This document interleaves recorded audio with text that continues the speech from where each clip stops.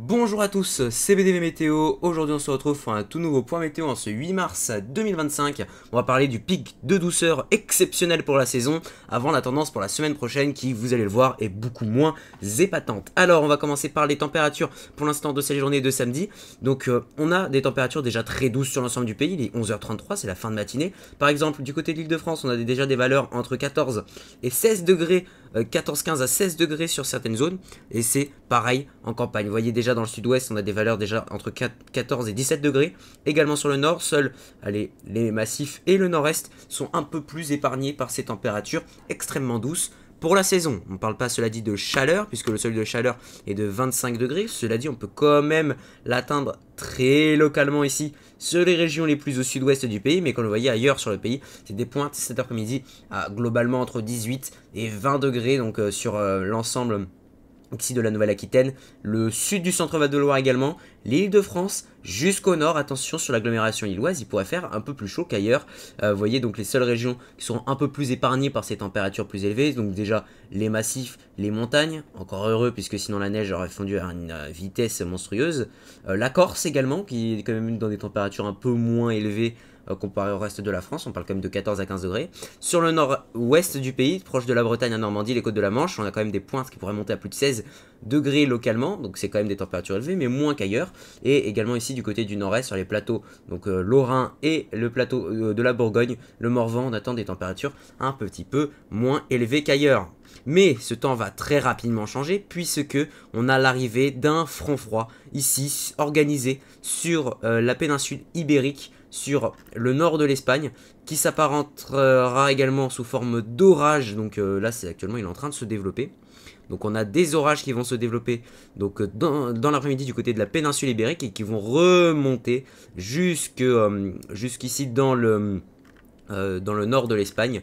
Donc c'est ce gros front froid qui va faire justement chuter les températures. On le voit bien ici, hein, la baisse de température. On a les 12-15 degrés à l'avant, entre 12 et 14 à l'avant. À l'arrière, beaucoup moins. Il fera beaucoup plus frais à l'arrière. Vous voyez, on a presque des gelées, notamment sur les hauteurs.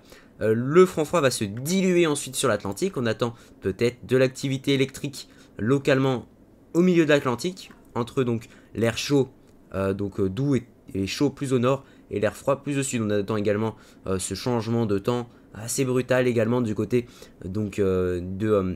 des côtes des Landes, des côtes landaises. Est-ce qu'on peut parler potentiellement d'un coup de galerne? Alors ça c'est une bonne question. Vous voyez, mine de rien on le voit assez mal, et de toute façon c'est pas la même chose. Un coup de galerne c'est un vent de nord qui vient buter contre les montagnes ici, qui le vent va donc tourner rapidement donc vers les Pyrénées. Donc là finalement c'est pas le cas. C'est pas la même physionomie. Cela dit, vous voyez le vent qui change de direction brusquement. Vous voyez, donc là on passe d'un vent donc d'OTAN, donc qui soufflera d'ailleurs assez fort du côté de la région de Toulouse, pardon. Et donc vous voyez un vent globalement de secteur est assez puissant. Et puis d'un coup, un vent de secteur ouest assez puissant également à son tour. Donc ça va être à peu près la même physionomie qu'un coup de galerne, même si le terme n'est pas, puisque un coup de galerne c'est un vent de nord ici qui déboule sur le golfe de Gascogne et qui se retrouve bloqué par les reliefs donc du nord de l'Espagne ici, qui donc se retrouve contraint à foncer tête baissée jusqu'à la France. Bref, c'est ça le coup de galerne. Donc là on n'y est pas tellement, même si ça ressemble quand même assez fortement. Donc le vent donc de secteur est qui va malgré tout se maintenir sur la journée de dimanche sur le nord. Et donc dimanche on attendra des températures un cran plus élevées sur le nord. Vous voyez ici on a des pointes à 20, 22 degrés, notamment ici sur l'île de France, la Champagne, les Hauts-de-France. On a quand même des températures quand même exceptionnelles pour un début du mois de mars. La végétation est en train de se réveiller à cause de ces températures qui sont vraiment extrêmement douces pour la saison. On attend, cela dit, une couverture nuageuse pour la journée de ce dimanche. Donc on a déjà une légère couverture nuageuse ce samedi. C'est lié à quelques poussières du sable du Sahara et aussi quelques cirrus. Globalement ça ne cache quasiment pas l'ambiance de beau temps, bien que du coup les rayons du soleil sont un peu moins forts.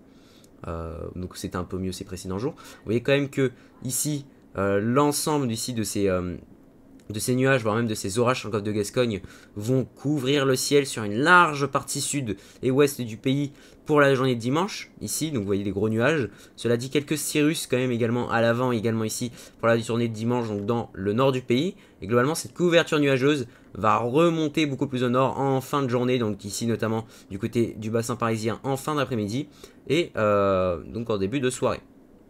On attend également de la Cape, donc dans le sud-ouest pour la journée de dimanche, avec attention des développements orageux qui pourraient se mettre en place. On va le voir ici à l'animation colorisée, on les a déjà un peu vus. Donc hop, l'animation colorisée qui voit donc ces orages sur le golfe de Gascogne et qui pourraient peut-être aborder éventuellement la Bretagne. Et on voit également d'autres orages ici se développer donc dans le début de journée de dimanche. Et ces premiers orages de chaleur qui se développent ici du côté du sud-ouest, du côté de l'Espagne.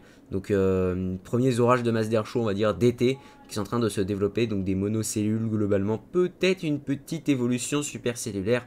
Comme vous voyez ici le flux de cette cellule qui est un peu dérivé vers l'est, c'est-à-dire que vous voyez en altitude, l'ensemble part vers l'ouest, avec l'enclume, alors qu'ici cette couche convective, vous voyez ici, donc ce point convectif est en train d'évoluer légèrement vers l'est, donc peut-être un petit épisode, peut-être allez, multicellulaire, peut-être, ça peut éventuellement s'organiser en multicellulaire. Au niveau du tourbillon absolu, vous voyez, il y a quand même un peu de cisaillement, vous voyez, il y a un petit truc, c'est pas encore les gros épisodes de la saison, c'est normal, on est qu'en mars, mais on a quand même quelque chose qui commence à arriver. Ensuite, donc pour les précipitations, donc ces orages, s'il te plaît, voilà. Donc ces orages devraient être éventuellement assez pluvieux, donc notamment proches de la Méditerranée, avec donc des orages très pluvieux qui vont remonter. Un épisode cévenol méditerranéen qui pourra également se mettre en place. Et ces petites averses ici, donc du côté donc, du sud-ouest, qui pourront donner également quelques petits orages. Les premiers de la saison, les premiers vrais orages, comme je l'avais dit, de la saison. Ouais, petit épisode ici, plus... Ouais, bon, pourquoi pas. Comme vous voyez également sur les régions les plus au nord, on attend peut-être également quelques orages. Donc du coup, du côté notamment du sud de la Bretagne, le Poitou-Charentes. Peut-être quelques petits développements, vous voyez, on voit ici la convection qui est en train de se mettre en place. Et surtout, évidemment, l'épisode cévenol méditerranéen qui va donc apporter des quantités de précipitations qui pourraient être excédentaires, j'allais dire exceptionnelles, mais non, excédentaires. Donc vous voyez pas mal de précipitations sur les Cévennes, on attend des pointes jusqu'à 200 mm localement. Également ici sur les Pyrénées orientales et également sur les côtes, la côte d'Azur, on attend des précipitations plutôt intenses, donc avec plus de 100 mm localement sur la zone, et cela va également rapporter de la neige sur les reliefs, donc notamment les Alpes du Sud qui en demandent énormément de neige. Donc là, voilà, il va y en avoir un petit peu, peut-être entre 20 et 25 cm au-delà de 1600 mètres d'altitude. Donc c'est pas pour déplaire les stations de ski qui vont pouvoir être bien recouvertes de neige pour la fin de saison. De la neige également sur les Pyrénées, c'est une bonne nouvelle, et sur quelques pointes du Massif central également, c'est une bonne nouvelle, bien que la neige n'arrive pas tellement à tenir sur ces massifs, étant donné qu'ils sont trop bas désormais. Par rapport à la limite pluie-neige. Donc ensuite pour la tendance, alors la tendance elle est un petit peu plus compliquée, je ne vais pas vous le cacher.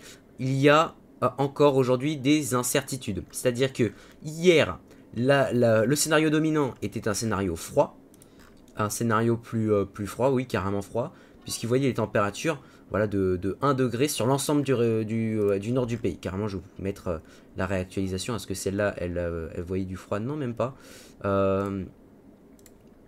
Tac, celle-là, voilà. Elle voyait du froid. Donc, vous voyez, voilà, donc des boulets d'air froid. Mais sur les dernières réactualisations, donc hier, c'était déjà le cas sur le run de contrôle.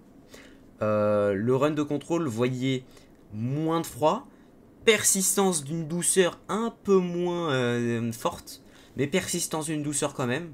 Aujourd'hui, donc le scénario de GFS a rebasculé pour le scénario donc du run de contrôle. Vous voyez, on a une persistance de la douceur surtout au sud, bon un peu moins du coup ces prochains jours avec le passage du front froid, mais vous voyez, persistance de la douceur au sud sur cette prévision, et retour progressif d'une douceur plus modéré sur le nord du pays. Donc après c'est la grande tendance. Vous voyez, donc, globalement là, GFS maintient la douceur. Attention cela dit parce que ça vient à peine de rebasculer à ce scénario. Et c'est un petit miracle, je ne sais pas si on peut dire ça comme ça. Alors, je vais cacher ça. Donc, tac, je vais mettre les prévisions par exemple pour Paris. Et après je vous remets l'écran comme il faut. Tac. Voilà, donc hop, c'est bon. Paf, c'était pas mis comme ça. Ouais, voilà. Donc là nous avons le temps pour Paris, donc on voit bien le pic de chaleur, donc pic de douceur remarquable, pardon, donc pour la journée de samedi et dimanche. Donc là il voit 18-20 degrés, peut-être un peu plus. Un peu de précipitation. Et si je vais plus loin, vous voyez, il y a le retour de la douceur qui pourrait se mettre en place en fin de semaine prochaine. Alors malgré tout, un petit passage un peu plus frais, mais le scénario est de moins en moins présent. Alors je vais quand même mettre ici les températures pour que vous puissiez voir. Hier encore, sur Paris, hein, le scénario majoritaire était le scénario froid, donc le scénario des... ce scénario-là, les scénarios avec les températures les plus basses, quelques gelées. Aujourd'hui, vous voyez, il y a eu une rebascule vers un scénario beaucoup plus doux pour l'ensemble du mois de mars. Alors, il est déterminant ce changement puisque il va permettre de savoir si le mois de mars sera finalement un mois de saison ou un mois au-dessus des normales de saison. Et là, on est parti. Donc, si c'est le scénario chaud qui gagne pour un mois au-dessus des normales de saison, vous voyez là les températures de ces prochains jours, ça va presque devenir une norme à partir du 15 mars. Donc c'est quand même exceptionnel. Voilà. Cela dit, je sais, non, aucun record de température du mensuel qui a été battu, étant donné que les records mensuels ils sont un peu difficiles à battre, quoi. Mais bon. Donc vous voyez, donc persistance de la douceur peut-être en tout cas après donc le passage de température plus fraîche sur le pays, mais pour l'instant, à partir de jeudi prochain, rien n'est sûr. Hein. Donc globalement, ce qui est sûr, c'est qu'il va y avoir un petit rafraîchissement, puis peut-être ensuite des températures beaucoup plus printanières. C'était le DV Météo, on se retrouve très prochainement pour un nouveau point météo, et bye.